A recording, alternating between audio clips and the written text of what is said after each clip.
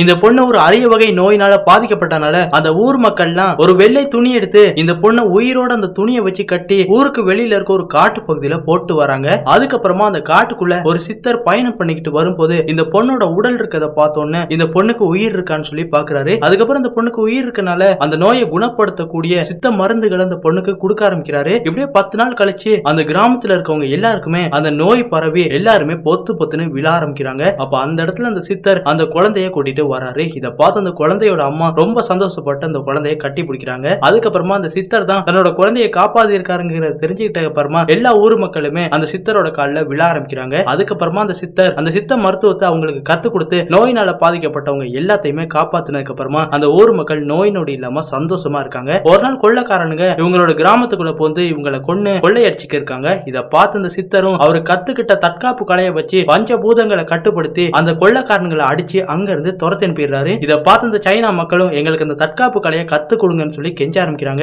இதனால அந்த சித்தர் அவங்க எல்லாத்துக்குமே அந்த தற்காப்பு கலையை கத்து கொடுக்க ஆரம்பிக்கிறாரு. அதுக்கப்புறமா பல வருடங்கள் கழிச்சு இந்த சித்தர் நான் என்னோட சொந்த நாடான இந்தியாவுக்கு நான் போகணும்னு சொல்லும் போது இதை கேட்ட அந்த ஊர் மக்கள்லாம் இனி நமக்கு ஆபத்து வரப்போதாங்கிறத பாக்குறதுக்காக மூட நம்பிக்கையான காலத்தை கணிக்கிற தாயத்தை போட்டு பாக்குறாங்க. அதுக்கப்புறமா சித்தருக்கு விஷம் கலந்த உணவை கொடுக்குறாங்க. இதை பார்த்து அவரும் இதுல விஷம் கலக்கப்பட்டிருக்கிறத கண்டுபிடிச்சதுக்கு அப்புறமா எதுக்காக இப்படி பண்ணீங்கன்னு சொல்லி கேட்கும்போது ஊர் மக்கள் சொல்றாங்க, உங்களோட உடல் இந்த மண்ணுல புதைக்கப்பட்டா நோய் நொடி இல்லாத நாடா எங்க நாடு வரும்னு சொல்லும் போது இதை கேட்ட அந்த சித்தரும் அந்த விஷம் கலக்கப்பட்ட உணவை சாப்பிட ஆரம்பிக்கிறாரு. அதுக்கப்புறம் அவர் இறந்ததுக்கு அப்புறமா அவரோட உடலை அந்த மண்ணுல புதைக்கிறாங்க. அதுக்கப்புறம் பல வருடங்கள் கழிச்சு அவரை ஒரு கடவுளாக்கி அந்த ஊர் மக்கள் எல்லாருமே கும்பிட ஆரம்பிக்கிறாங்க.